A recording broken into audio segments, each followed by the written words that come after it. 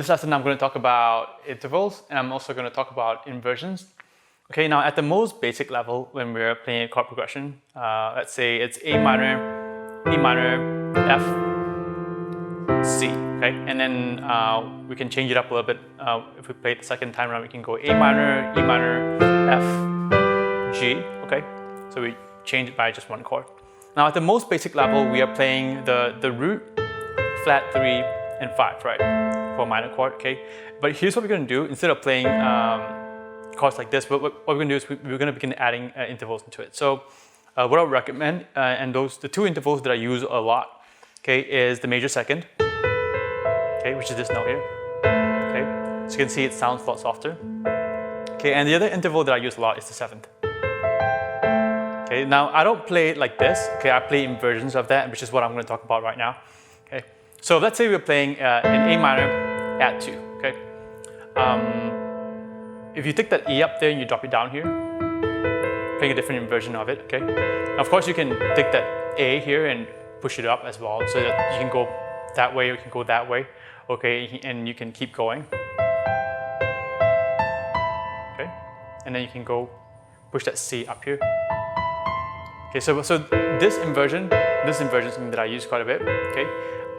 So it doesn't sound so boxy, right, when you play it like that, okay?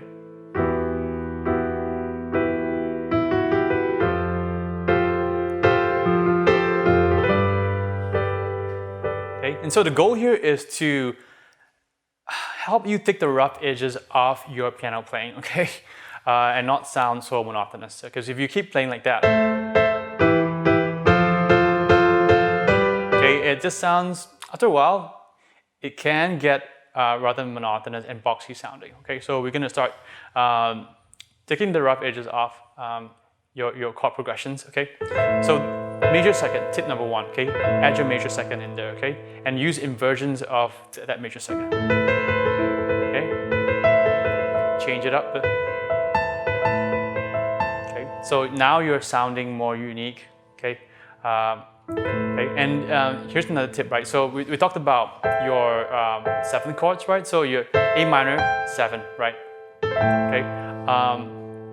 I don't play it like this, and what I like doing is taking the playing inversions of that. So let's say we're taking this E and this G here, and we're gonna push it down here. Okay. Okay. So this is how I would play in A minor, just as an example. Okay.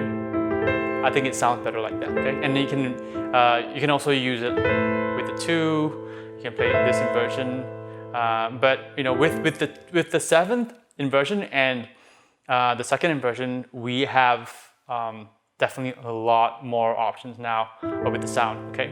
So by adding the right intervals and by doing inversions of those intervals, we can create more dynamic sounding chords, right?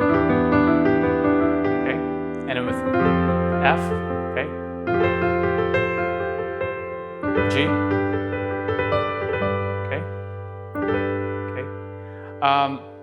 The other thing that I like doing as well is what I call extending my chords. So let's say, you know, there's nothing wrong with playing an A minor like that, right? So what we can do is we can expand it by either playing an octave of the A, for example, like this, okay? So, or we can go downwards and play an octave of the E, okay? So you'll see me doing stuff like that a lot more. You will very rarely find me playing chords like that, unless the song calls for it. Because there are some songs that do call for very basic sounding chords like that, okay? So nothing wrong with playing like that, but in most cases, when I'm trying to support a song, right? When I'm playing okay, to accompany a band or a person, I'm always looking out for chords that sound a little better than just that basic A minor. So I really hope you've enjoyed this lesson, okay? So now this is what the progression sounds like, okay? Different inversion.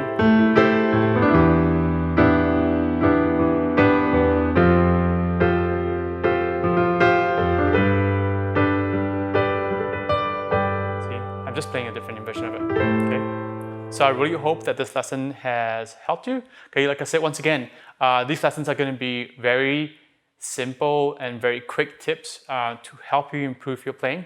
Okay, and the idea here is to spend 5 minutes with you, give you an idea, and then you can take that idea at home and you can try on songs that you already know. Okay, on progressions that you already know, and see how it's going to help to transform your playing. Okay, so I'll see you in the next lesson. We're going to talk about transitions.